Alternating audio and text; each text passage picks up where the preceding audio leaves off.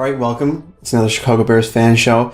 Last of the week before the matchup against the Green Bay Packers. It's the one that we've circled on our calendars. It's the one that is at the top of the priorities list for Lovie Smith. The entire team coming into the season beat the Packers. We're 0-1 against them. We've got to win this game to even up the series. And it's a critical game still because if we do win it, it turns around our season. It puts us back into a tie for first place in the division. It can drastically change what has been a downward slide for us. On defense, what we need to do is stop Aaron Rodgers.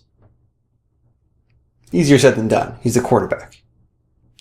However, here's a couple things that I think are important in this particular game. Given that we do not have Tim Jennings around and we're going to be playing Kelvin Hayden, there's a potential to be burned on the outside. Fortunately, I don't think Jordy Nelson's going to play. He's probably their fastest single receiver, on the outside at least. And without him in the lineup, that will be good for this team. Greg Jennings, back from injury, just doesn't have that kind of speed anymore, breakaway speed like Jordy Nelson does. So even if Nelson does play, he's going to be hampered. I don't think he's going to be fully healthy. So you're not going to get a true burner that can cause those kind of mismatch problems, I don't think.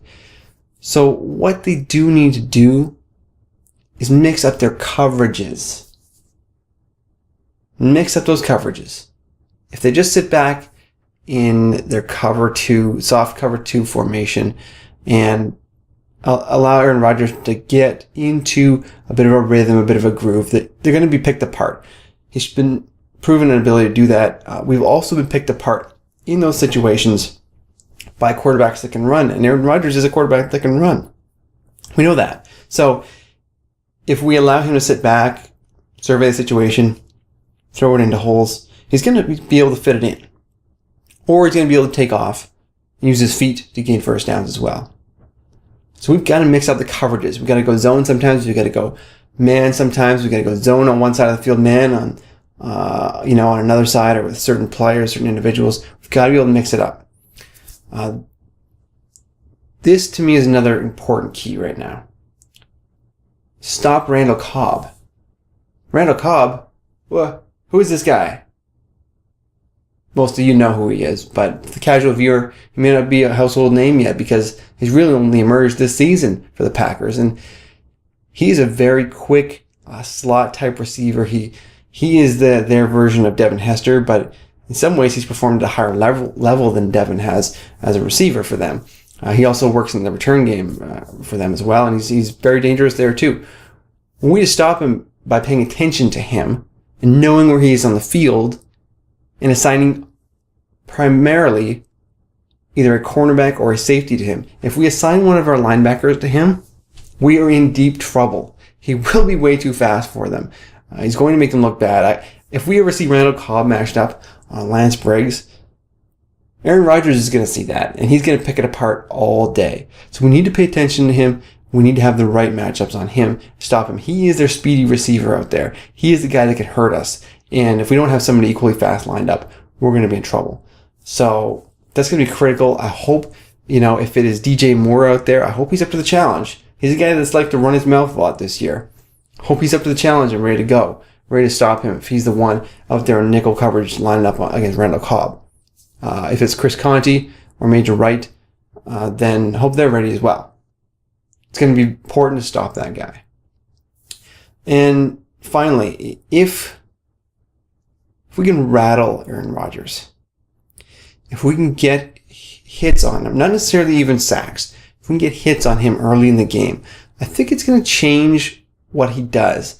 I think it's going to make him uncomfortable enough. And this happens with any quarterback. We sure know what happens with Jay Cutler. When he gets hit, he gets uncomfortable back there. But Aaron Rodgers has gone through some rough patches, and this offensive line has looked relatively weak at times at stopping the pass rush. So if we can hit him, I think it's going to work. Do I think we're going to? Sadly, no. We have not been able to get hardly any pressure of late with what is supposed to be a pretty scary defensive line. Now, sure, Stephen Paea was out last week, but Julius Peppers is just not getting the job done at this point in time. Shea McClellin, as a rookie, he's not scaring anybody. He's not doing a lot. He's recorded some sacks, yes, but he's not constantly dangerous, wreaking havoc out there like a player that you want who is basically specifically a passing down type of rusher, edge rusher. So really, we need to see it this week, but I don't think we're going to get it. So anyways, Bears fans, we're going to be watching. We're going to have our fingers crossed. But I just hope that you don't get your hopes up too high to get crushed this week. I don't want to get my hopes up too high. I think we've had them crushed too much lately, and in all honesty, I just don't see it happening this week. So I obviously hope it does, and I'm going to be pleasantly surprised if it does. And I'm going to come on here and have a great time next week, but I just don't see it in the cards right now. All right, enjoy the game. Hopefully things go better, and I think they will. Bear down.